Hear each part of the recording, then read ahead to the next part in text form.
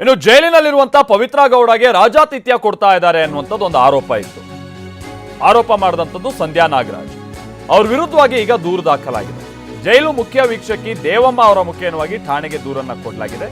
ಸಿಬ್ಬಂದಿ ವಿರುದ್ಧ ಸುಳ್ಳು ಆರೋಪ ಮಾಡಿದ್ದಾರೆ ಅಂತ ಹೇಳಿ ದೂರು. ಜೈಲಿನಲ್ಲಿ ವಿಚಾರಣಾಧೀನಿ ಆಗಿದ್ದರು ಸಂಧ್ಯಾ ನಾಗರಾಜ್ ಅವರು. ಹೊರಬಂದ ನಂತರ ಸಿಬ್ಬಂದಿಗೆ ಅವಮಾನ ಮಾಡ್ತಿದ್ದಾರೆ, ತೇಜೋವಧೆ ಮಾಡ್ತಿದ್ದಾರೆ ಅಂತೆಲ್ಲ ಆರೋಪ. ಜೈಲಿನ ಸಿಬ್ಬಂದಿ ವಿರುದ್ಧವಾಗಿ ಸುಳ್ಳು ಆರೋಪವನ್ನ ಮಾಡ್ತಾ ಇದ್ದಾರೆ ಅಂತ ಹೇಳ್ಕೊಂಡ್ಬಿಟ್ಟು ಅವ್ರ ವಿರುದ್ಧವಾಗಿ ಆರೋಪವನ್ನ ಮಾಡಲಾಗಿದೆ, ಕಂಪ್ಲೇಂಟ್ ಅನ್ನ ಕೊಡಲಾಗಿದೆ.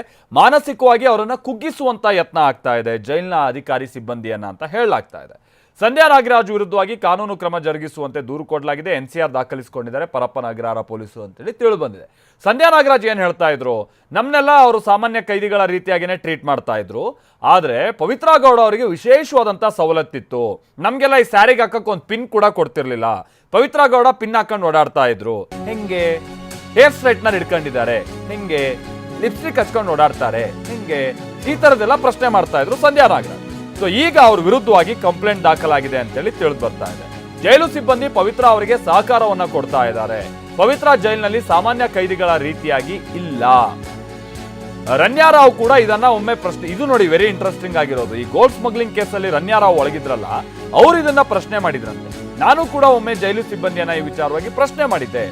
ಜೈಲಿನಲ್ಲಿ ಪವಿತ್ರ ಗೌಡ ಕೈದಿಗಳನ್ನ ಸಂಬಳಕ್ಕೆ ನೇಮಿಸಿಕೊಂಡಿದ್ದಾರೆ. ಇದು ಸಂಧ್ಯಾ ನಾಗರಾಜ್ ಮಾಡ್ತಾ ಇರುವಂತ ಆರೋಪ. ಅಯ್ಯೋ, ಅಲ್ಲಿರುವಂಥವರೆಲ್ಲ ಬಹಳ ಸಾಚಾಗಳು, ಅಧಿಕಾರಿಗಳು, ಇಂಥದ್ದು ಆಗೇ ಇಲ್ಲ ಅನ್ನುವಂಥದ್ದು ಆ ಥರದ್ದೆಲ್ಲ ಏನು ಇಲ್ಲಿ ಗೂಬೆ ಕೂರಿಸೋದು ಬೇಡ. ಅಧಿಕಾರಿಗಳು 100% ಜೈಲಿನೊಳಗೆ ಏನೇನು ಆಗ್ತಾ ಇದೆ ಅನ್ನೋದು ಗೊತ್ತಿರೋ ವಿಚಾರನೆ. ಈಗ ಸಂಧ್ಯಾ ನಾಗರಾಜ್ ಹೇಳಿರುವಂಥದ್ದು ಸತ್ಯಾಸತ್ಯತೆ ಎಷ್ಟು ಅನ್ನುವಂಥದ್ದು ಪತ್ತೆ ಹಚ್ಚಬೇಕಿದೆ. ಅದಕ್ಕೋಸ್ಕರ ಕಂಪ್ಲೇಂಟ್ ಆಗಿದೆ. ಈಗ ನಾನು ಏನೊಂದು ಖಾಸಗಿ ವಾಹಿನಿದಲ್ಲಿ ಸಂದರ್ಶನ ಕೊಟ್ಟಿದ್ದೀನಿ, ಅಲ್ಲಿ ನಡೆದಿರುವಂಥ ಸತ್ಯತೆಗಳೇ ಕೊಟ್ಟಿದ್ದೀನಿ. ನಾನು ಹೇಳಿರುವಂಥದ್ದು ಪ್ರತಿಯೊಂದಕ್ಕೂ ಬದ್ಧವಾಗಿದ್ದೀನಿ. ಅಲೋಕ್ ಕುಮಾರ್ ಸರ್ ಇರಲಿ, ಇನ್ನು ಯಾರೇ ಐಆರ್ ಆಫೀಸರ್ ಇರಲಿ, ನನ್ನ ಕರೆದು ಇವಾಗ ಒಂದು NCR ಪ್ರಕರಣ ದಾಖಲು ಮಾಡಿದ್ದಾರೆ. ಯಾರು ಪ್ರಕರಣ ದಾಖಲು ಮಾಡಿದಾರಲ್ಲ ಅದೇ ಆ ಮೇಡಮ್, ಆ ದೇವಮ್ಮ ಮೇಡಮ್ ಅಂತ ಇದ್ದಾರಲ್ಲ, ಅವ್ರ ಹತ್ರನೇ ಚರ್ಚೆ ಮಾಡಿರೋವಂಥದ್ದು ಲೈಬ್ರರಿದಲ್ಲಿ. ಯಾಕೆ ಈ ಸುಬ್ಬಿ ಅನ್ನೋ ವೈಯಕ್ತಿಕ ವಿಚಾರಗಳು ಪ್ರಕರಣದಲ್ಲಿ ಬಂದಿದ್ದಾರಲ್ಲ, ಏನಕ್ಕೆ ಬೇಕು ಲೈಬ್ರರಿದಲ್ಲಿ ಪುಸ್ತಕ ಓದೋಂಥದ್ದ ಮೇಲೆ ಅಂತ ನಾನೇ ಚರ್ಚೆ ಮಾಡಿ ಮಾತಾಡಿರೋವಂಥದ್ದು. ಸೊ ಇಲ್ಲಿ ಸುಳ್ಳು ಆರೋಪ ಮಾಡೋದಕ್ಕೆ ಆಗೋದಿಲ್ಲ. ಬಿಕಾಸ್ ಇದು ನನ್ನ ಮೇಲೆ ತಿರುಗಿ ಬಿತ್ತು ಅಂದರೆ ನಾನು ಅದೇ ಜೈಲಿಗೆ ಹೋಗುವಂಥ ಪರಿಸ್ಥಿತಿ ಬರುತ್ತೆ. ಬೇರೆ ಸೌಲಭ್ಯ ಅನ್ನೋದಕ್ಕಿಂತ ಸಾಮಾನ್ಯ ಆರೋಪಿಗೆ ಇರೋ ಥರ ಇಲ್ಲ ಪವಿತ್ರ ಗೌಡ. ಸಾಮಾನ್ಯ ಆರೋಪಿಗಳು ತಟ್ಟೆ ಹಿಡ್ಕೊಂಡು ಚೊಂಬಿಟ್ಕೊಂಡು ಹೋಗಿ ಅನ್ನ ಹಾಕ್ಸ್ಕೊಳ್ತಾರೆ, ಸಾರು ಹಾಕ್ಸ್ಕೊಳ್ತಾರೆ, ಬರ್ತಾರೆ, ಕಿವಲ್ಲಿ ನಿಂತ್ಕೊಳ್ತಾರೆ, ಉಗಿಸ್ಕೊಳ್ತಾರೆ. ಸಾಮಾನ್ಯ ಆರೋಪಿಗಳು ಹೆಂಗೆ ಅವರು ಒಂದು ದಿನನಿತ್ಯ ಚಟುವಟಿಕೆ ಅದು ಯಾವುದೂ ಇಲ್ಲ. ಸಾಮಾನ್ಯ ಆರೋಪಿ ನಾನು ಆದವಳು, ನಮ್ಮ ನೀರು ನಾವೇ ತಗೊಳ್ತೀರಿ, ನಮ್ಮ ಊಟ ನಾವೇ ತಗೊಳ್ತೀರಿ, ಬಿಸಿನೀರು ನಾವೇ ಅವರು ಕೈಗೆ ಕಾಲ್ಗೆ ಏನೊಂದು ಆಳು ಅಂತೇಳಿ ಖಂಡಿತವಾಗ್ಲೂ ಇಟ್ಕೊಂಡಿರೋದು ನಿಜಾನೇ. 3 ಜನ ಇದ್ದಾರೆ. ಸೊ ಅದು ನಿಜಾನೇ, ಸುಳ್ಳೇನೂ ಇಲ್ಲ. ಜೈಲೊಳಗೆ ಕರ್ಕೊಂಡು ಹೋದ್ರೂ ಯಾರನ್ನೋದು ತೋರಿಸ್ತೀನಿ, ಪ್ರತಿಯೊಂದು ಹೇಳ್ತೀನಿ. ಆ್ಯಂಡ್ ಎಷ್ಟು ಸಂಬಳ ಕೊಡ್ತಾ ಇದ್ಲ ಅನ್ನೋಂಥದ್ದು ಲೈಬ್ರರಿದಲ್ಲಿ ನಾನು ಇನ್ನೇನು ನಾಳೆ ರಿಲೀಸ್ ಆಗ್ತೀನಿ ಅಂದರೆ ಇವತ್ತೇ ಅಲ್ಲಿ ಮಾತಾಡ್ತಾ ನನ್ನ ಮುಂದೆನೇ ನಾನು ನ್ಯೂಸ್ ಪೇಪರ್ ಓದುವಾಗ ನೋಡಿ ಇಷ್ಟು ಕೊಟ್ಟಿದ್ದೀನಿ, ಖರ್ಚು ಮಾಡ್ಕೊಂಡ್ಬಿಡ್ತಾಳೆ, ಸೇವಿಂಗ್ ಮಾಡಿಸ್ಕೊ ಅಂತ ಹೇಳಿದ್ದೀನಿ ಅಂತ ಮಾತಾಡ್ತೀನಿ. ನನ್ನ ಕಿವಿಗೆ ಬಿದ್ದಿದೆ. ಸೊ ನಾನೇನೋ ಸುಮ್ಮನೆ ಆರೋಪ ಮಾಡೋಕ್ಕೆ ಪವಿತ್ರ ನನಗೆ ದ್ವೇಷನೂ ಇಲ್ಲ ಶತ್ರುನೂ ಅಲ್ಲ, ಮತ್ತೊಂದು ಅಲ್ಲ, ಸಾಮಾನ್ಯ ಆರೋಪಿಗಳಂತೆ.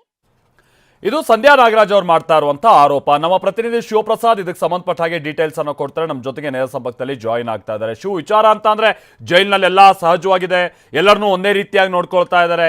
ಈ ತರದ ಗೂಬೆ ಕೂರಿಸೋ ಕೆಲಸ ಇಲ್ಲೇನು ಅವಾಗ ಆಗ್ತಾ ಇರುತ್ತೆ. ಅದು ಸುಳ್ಳನ್ನು ನಿಮಗೆಲ್ಲ ಗೊತ್ತಿರುವಂತ ಸಂಗತಿನೇ. ಜೈಲಿನೊಳಗೆ ಏನೇನು ಆಗ್ತಾ ಇದೆ ಅನ್ನುವಂಥದ್ದು ಇಲ್ಲಿ ಬಹಳ ಕ್ಲಿಯರ್ ಇದೆ. ಹಾಗಾಗಿ ಅದು ಬಯಲಾಗ್ತಾ ಇರುತ್ತೆ. ಈಗ ವಿಚಾರ ಅಂತಂದ್ರೆ ಸಂಧ್ಯಾ ನಾಗರಾಜ್ ಮಾಡ್ತಾ ಇರುವಂತ ಆರೋಪ ಇದೆಯಲ್ಲ, ಸಹಜವಾಗಿ ಅವ್ರ ಪುರಾವೆ ಏನು ಕೊಡೋಕ್ಕಾಗಲ್ಲ. ಬಟ್ ಇದು ತನಿಖೆ ಆದ್ರೆ ಇದನ್ನು ಹೇಗೆ ಸತ್ಯಾಸತ್ಯತೆ ಪತ್ತೆ ಹಚ್ಚಬೇಕು? ಬರೀ ಇಲ್ಲಿ ತೇಜೋವಧೆ ಅನ್ನುವಂಥದ್ದು ಮಾತ್ರನ ಸಿಬ್ಬಂದಿಗೆ ತೇಜೋವಧೆ ಅಂತ ಹೇಳ್ಕೊಂಡು, ಬಟ್ ಆ ಥರದ್ದು ಆಗಿದೆಯಾ ಅನ್ನುವಂಥ ಸತ್ಯಾಸತ್ಯತೆ ಪತ್ತೆ ಹಚ್ಚೋ ಕೆಲಸನೂ ಇದ್ರ ಜೊತೆಗೆ ಆಗುತ್ತಾ? ಅಕಸ್ಮಾತ್ ಆಗಿದ್ದಿದ್ರೆ ಏನ್ ಕತೆ ಶಿವು?